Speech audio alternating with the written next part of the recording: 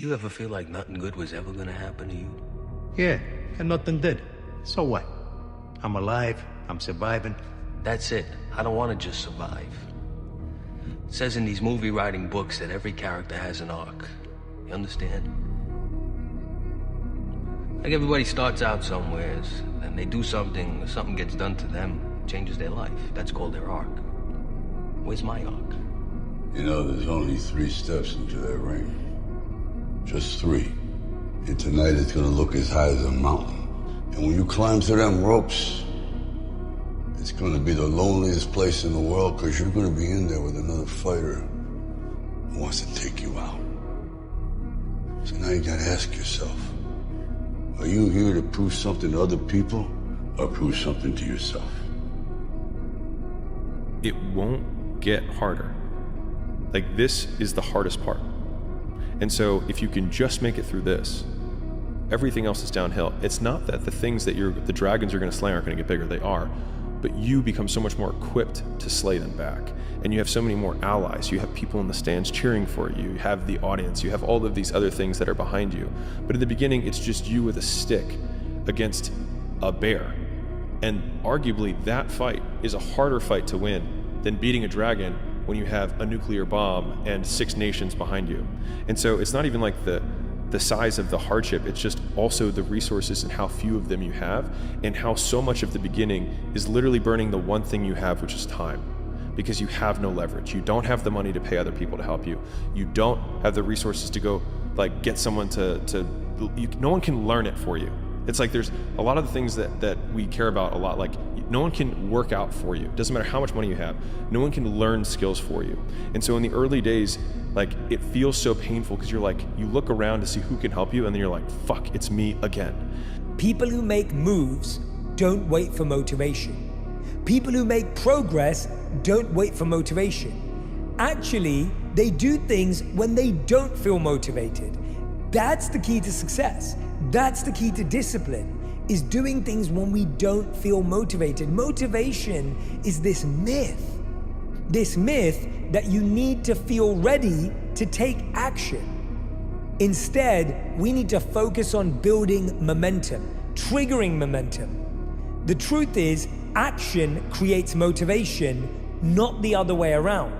So if you want to change how you feel, focus on what you're doing. If you want to change what you're doing, focus on how you feel. But you said about extraordinary people there. This is what Chris Eubank Jr. said to me, which really stuck with me. He said, my dad flew me to Cuba, and we had a training camp out there, and they surprised me. They put the heavyweight champion of Cuba in the ring with me. He's like a middleweight or something. He gets in the ring, this heavyweight storms across to him, knocks him so hard, he flies out of the ring and hits the floor, dead leg, and he's laying on the floor.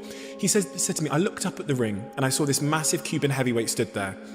And he said, I realized in that moment that I had to get back in the ring, because if I didn't, it would let the demons in.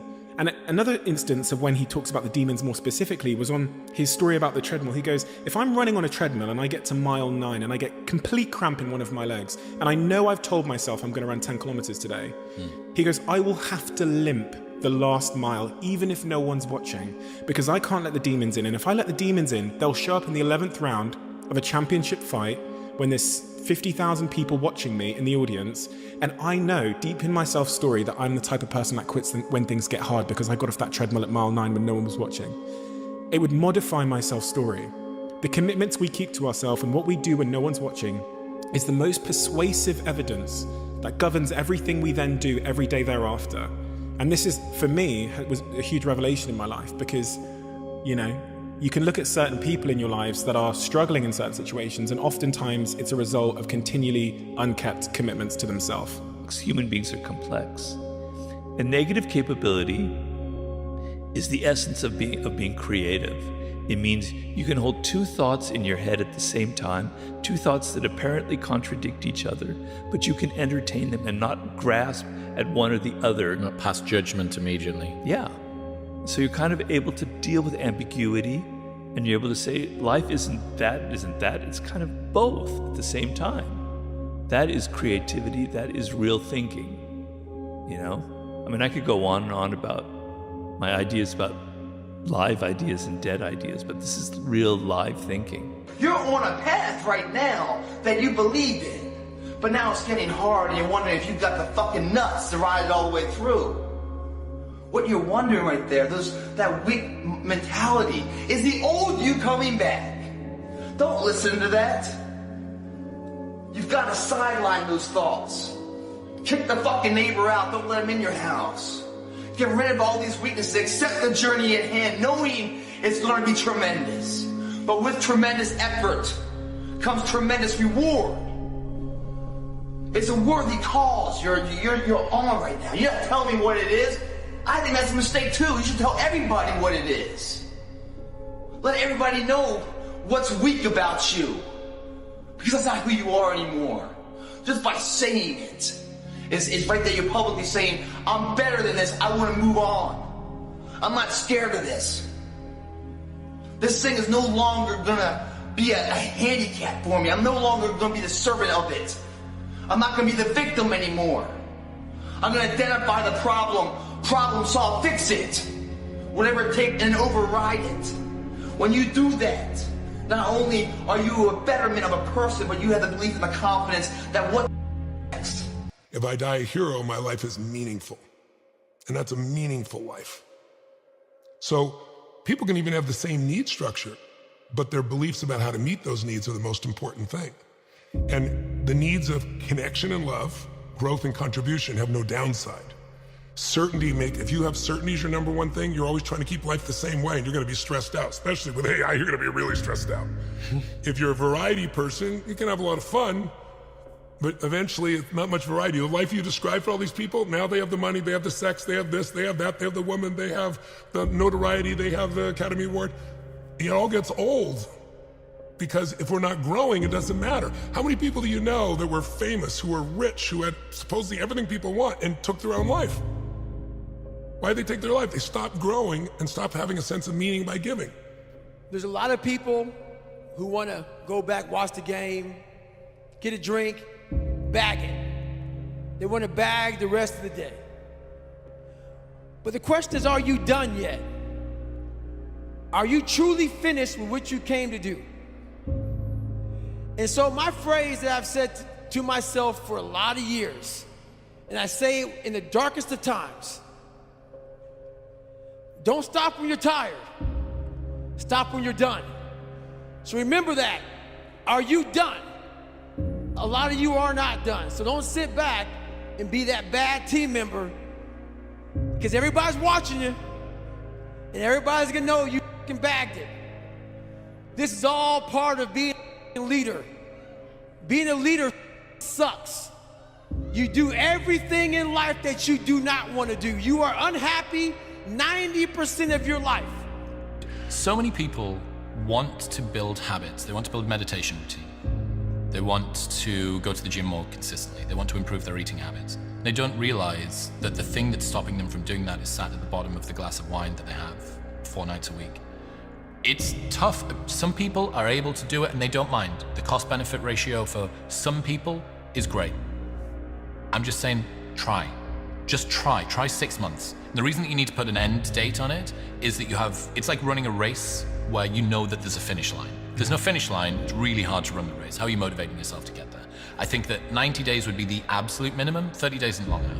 You need longer, right? And especially given that the hardest bit is the start, which means that you've paid all of the pain at the very beginning to not actually get any of the benefits of this being my new habit. And I think over the last couple of years, I've been able to really be able to fix my perspective on just being grateful for the privilege of it. You know, there's been times where I thought I was gonna stop competing because the pressure felt so high. And then when I started to step away from it, I was like, fuck, I would really miss this pressure. Like, I have something I love about it. It's something I love about being put back against the corner, like knowing that there's a lot of work I have to do, feeling like I can't accomplish my goal and you're gonna have to do it. There's something so like simple and beautiful in the meaning of just doing something that difficult under that level of pressure that you're choosing to do. You know, people say you find meaning in suffering, and I think if you put yourself into like a meaningless suffering, it's kind of just, it's dumb. There's no point. You're just hurting yourself for no reason. But if you can find your meaning in just doing hard things that are as close as possible to suffering, that you're still benefiting from and you still enjoy, I think it's beautiful. I think the biggest difficulty in change is making a different choice. Now think about the New Year's resolutions. Everybody's very clear about what their intention is, what they want, whatever that is. But if you keep making the same choices, you're going to keep doing the same things, you're going to keep creating the same experiences, you're going to keep feeling the same emotions. And your biology and your neurocircuitry and your chemistry and your hormones and even your gene expression is going to stay the same because you're the same. But keep thinking the same way, and keep acting the same way, keep feeling the same way, and do it over and over again. Those circuits in the brain ultimately become hardwired. And the emotions that are a response to someone or something, even your own thoughts, get conditioned subconsciously as a program into the body. So 95% of who we are by the middle of our life is an unconscious set of thoughts, behaviors, and emotions that are automatically programmed into our biology. So the first step to change is not thinking positively. You got to become conscious of those unconscious thoughts when you decide to make a different choice and it doesn't feel familiar. Most people focus on the finish line and forget the training. They want the promotion, the body, the launch, but they skip the process that creates it. That's why step number 3 is create a system, not a wish list. Structure is the real secret behind success. Every dream has 2 parts, intention and infrastructure. You can't manifest a podcast without a recording schedule. You can't build a business without product testing. You can't get fit without consistent sleep and nutrition. James Clear's research shows that you don't rise to the level of your goals, you fall to the level of your systems. So I think it's really good to be able to view your own mind and your own thoughts objectively. And that is the big benefit of meditation. It creates a small gap between your conscious observation, self, and your mind. And that lets you then look at your thoughts and evaluate them a little bit like you would a third party's statements. And if you just take your mind to be you and they're integrated in one and the same at all times and you're reacting from the mind, then you're not even going to question things that come into your mind. Anything that comes in that creates a reaction will immediately create a reaction. But if you can observe your thoughts a little bit, and not in some woo-woo way, but you can even just do it through therapy, you can do it through journaling, you can do it any way you like. You can just take long walks. You don't have to meditate and do lotus position. All that is unnecessary. But if you can observe your own thoughts and view them a little objectively, then you can start being a little more choosy, a little more critical, and you can realize that there are no problems in the real world other than maybe things that inflict pain on your body. Everything else has to become a problem in your mind first. You have to view it and interpret it and create a narrative that it is a problem before it becomes a problem. And then you realize that a lot of your emotional energy is spent on reacting to things that your mind is automatically saying are problems. If you put yourself in the fire and you come out every day like this, brush it off, not scared to go back in there again, come on, man. Your truth is real. You come out every day, man, with a way of talking to people that people don't have because there's no truth behind them. And the truth is a starting line. When you sit there in the ugly mirror and say, I'm this, I'm this, I'm this, I'm this, you finally started your life. Maybe 40 years old. Maybe 40 years old. 5, 6 kids, wife. And the second you look in that mirror and you say, I'm this, I'm this, I'm this, I'm this, I'm this. Well, basically, I'm not this, I'm not this, I'm not this, I can't do this, I can't do this. I'm all these insecurities. Your life finally started. And once you start that life, man, the truth comes out big time. You don't care. So that's the problem. Most people just don't want to have that conversation to the point where they can go on stage with 1 million people and say, I'm all this. And have a good day. See ya. A friendly reminder that in 3 generations, everyone who knew us will be dead, including the people whose opinions stopped you from doing what you wanted all along. Imagine that someone you know achieves every dream and hits every goal they have. Years later, they get old and die. 2 years after that, how much do you care? About as much as everyone else will if you accomplish your goals and dreams. Do it for you. The starting point with regard to clarity is to know where it is you're going and what it is you want to be and what it is you want to have and what it is you want to do. Because in America, in the most blessed society in all of human history, you can have anything in the world that you want if you can decide what it is that you want. The second key with regard to clarity is decisiveness. Be decisive. I have never met a successful person who was indecisive, and I have never met a failure who was decisive. Be decisive. Develop the characteristic and quality of decisiveness. We know that the reason why we are indecisive is because we're afraid of making a mistake.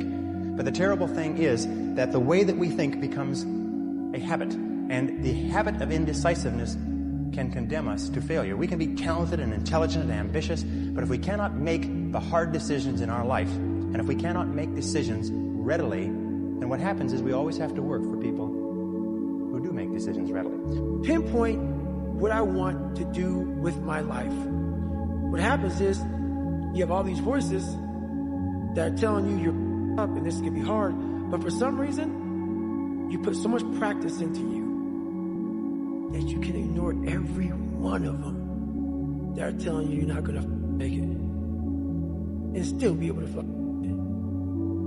Because you have put the practice in that you know this is the process.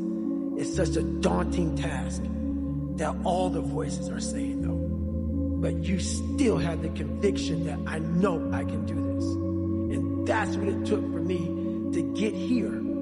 Making money today is easier than ever before in history. It's not harder, it's easier. With the internet, with AI, with Amazon, and all the different ways you can market and sell products and services online. It is easier to make money than ever before.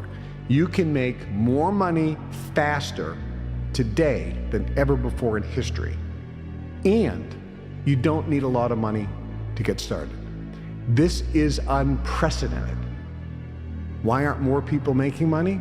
Because wealthy people always do something that broke people do, and that is wealthy people show initiative. Broke people don't.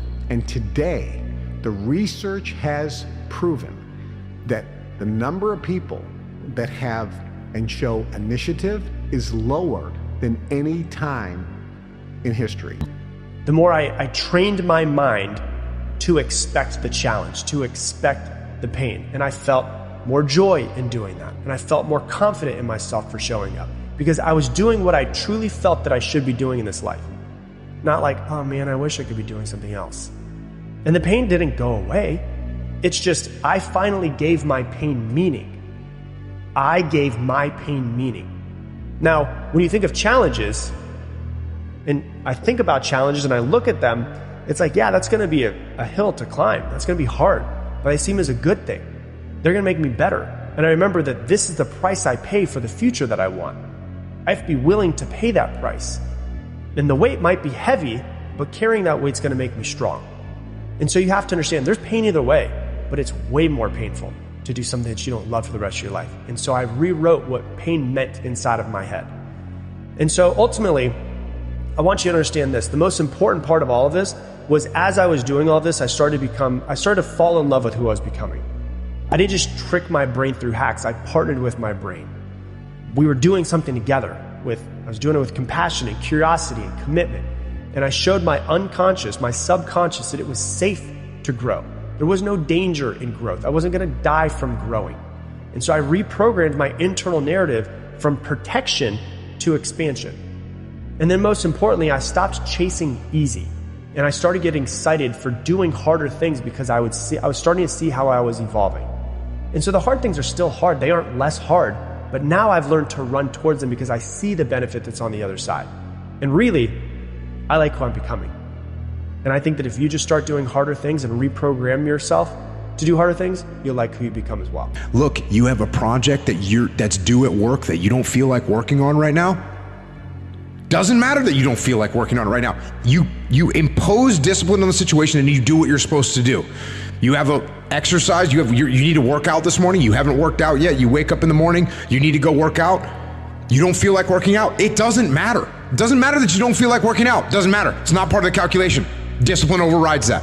Discipline trumps your feelings. And that is what you need to apply as a person, as a normal human being, no matter what you're doing in your life. You need to let discipline be your guide, not how you feel. That's what we need to do. And if you do that, you're gonna end up with freedom. You're gonna end up with freedom across the board. Discipline equals freedom. That's what I have been saying for a long time. It is 100% factually true. If you allow your feelings to dictate what you do, you will end up being a slave to your feelings at a minimum. But if you utilize discipline in your life, you will end up with the ultimate freedom in everything that you do. I'm going to get this degree no matter what. Well, it's a time limit. It's not your whole life. But you're committed to that. And then you do box yourself in. It's like, well, I'm in this box. I have to make the best of it. That's right. You're in this box and you have to make the best of it. So, and you might say, well, I don't want to be in a box. It's like, are you so sure you don't want to be in a box? A box is a fortress. The walls keep the dragons away. You want to be in a box. Paradise is a walled garden. It's not a garden without walls. It's got walls, right? You have a house, it has walls. You have a room, it has walls. You don't want to be outside of a box. Pick your damn box and then figure out how to make it into a garden. And that's where delusion comes in, because delusion is only delusional when you don't accomplish the goal of making your delusion the reality. Right. That's when it's delusional. To allow those delusions to be the reality of your assessment. It don't matter how much it feel like it ain't gonna work. You gotta believe the delusion, because it's only delusional until it works. So is it really delusional? And then once the world see it, there's nothing delusional about it. Now, your delusion becomes, oh, he was a genius. The world belongs to optimists. Because if you're going to do anything big, you have to believe that it can happen. Otherwise, it never will. The cynics get to be right and the optimists get to be rich. Before you can ever reach anything, you have to believe it. You don't just mistakenly become great at something. You probably at one time or another, believe that you can be great at that. And then you work to get great at that, and you reach that greatness. But you don't mistakenly become great. Greatness is not this wonderful, esoteric, elusive, godlike feature that only the special among us will ever taste. You know, it's something that truly exists in all of us. It's very simple. This is what I believe, and I'm willing to die for it. Period. If you want to be great, you want to be the baddest motherfucker ever at what you do, you're going to be misunderstood by everybody, because you're going to be so obsessed and so driven to get there. That's what it takes. When people don't understand you anymore, you're in that spot of obsession and drive where people are like, what the f*** wrong with this guy? I don't want to talk to you, man, because you're not going to get it. You will never understand what is wrong with me. I'm so glad you don't. I've always figured that why go to a tournament if you're not going there to try and win? There's really no point in even going. That's the attitude I've had my entire life, and that's the attitude I will always have. And second sucks, and third's even worse. I want to win. That's just my nature. In my mind, I'm always the best. I don't care what the people are thinking, what they say. In my mind, not just this year, but always, I'm always the best. If you don't have the mindset that you're the best ever, you failed already. And that's been my mindset since I can remember.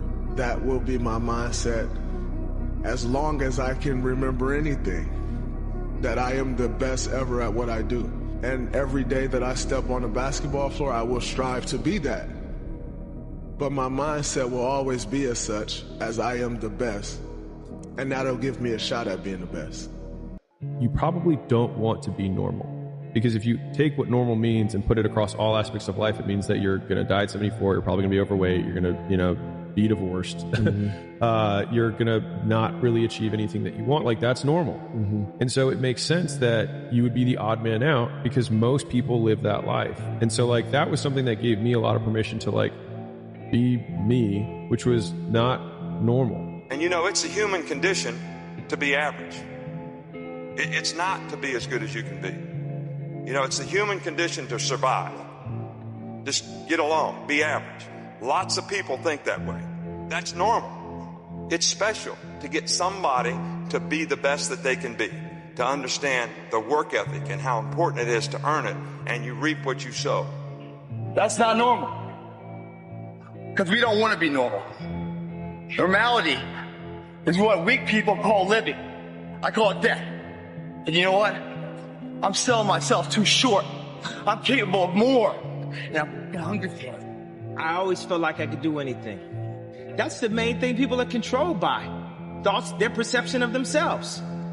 They're slowed down by their perception of themselves. If you're taught you can't do anything, you won't do anything. I was taught I could do everything. Courage is the key to life itself. There are a lot of people who are born in situations where they say, well, I'll never get out of this. So they won't.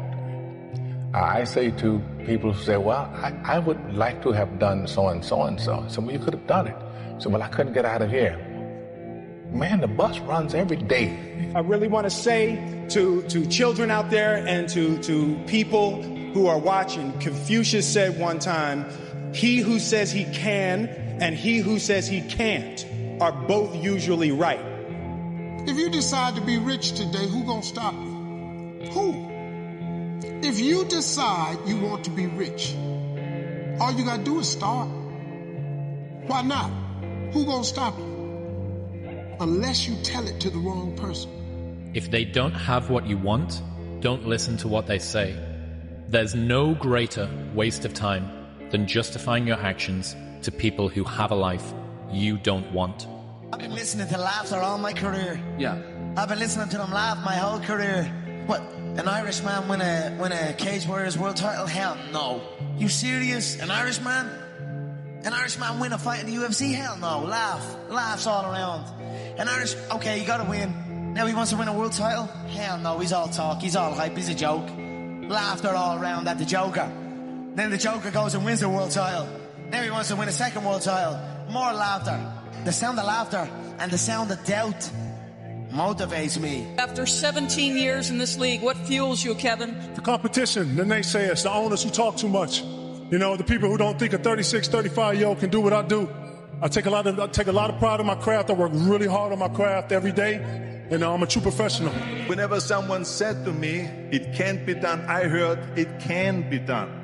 When they said no, I heard yes. And when they said it's impossible, I heard it is possible. Guys, one day, you gotta graduate life. You can't always be the pupil. You gotta be the master. You gotta be the guy that's creating the material for others to try to study from. Mentally, you must believe it before you physically start it. Stop sitting back saying, yeah, man, that'd be cool, I want to be this, I want to be that. Grab your fucking nuts and be it. You know what's crazy? You know you could be the one if you really wanted to, right? You know that, right? But see, you keep playing the what if game. What if it don't work out this? What if it don't work out that? What if it do? What if it do work out? Then what?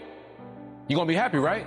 You can't say you want to win, but then you scared to lose. What kind of sense does that make? If you put your head down and lock in on the vision, how could you not win? Only thing that's gonna cause you to lose is your mentality.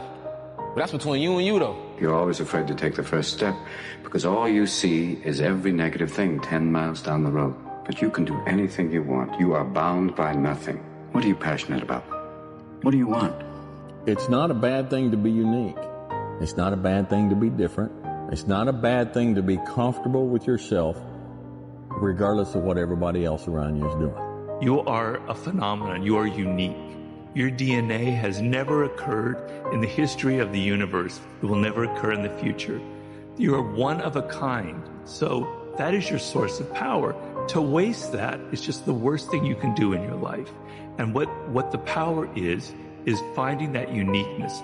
Anything in life that you put your mind to, you can do. The world is your oyster. That's all I tell people. It's this and it's heaven. While you're on earth, you got to take advantage of this. And that doesn't mean for everybody to be a rapper, for everybody to be a producer. Do what you do to the fullest and live your life. Find something. Find a thing that you genuinely enjoy, because getting good at things you genuinely enjoy is extremely beneficial for young people. Everybody thinks they're a loser. Every young person thinks they're a loser. At least a young person in the situation I was at. I didn't know I wasn't a loser until I started winning. They say, well, I don't know what to do. It's like, that's okay. Nobody does. Go do something. Do the best thing that you can think of. Put the best plan you have into practice. It's not going to be perfect, and it will change along the way. But it will change partly because you become disciplined pursuing the path. And as you become disciplined, you become wiser. And as you become wiser, you become able to formulate better and better plans. You are going to have to jump. You cannot just exist in this life. You have got to try to live. If you are waking up thinking that there's got to be more to your life than it is, man, believe that it is. But to get to that life, you're going to have to jump.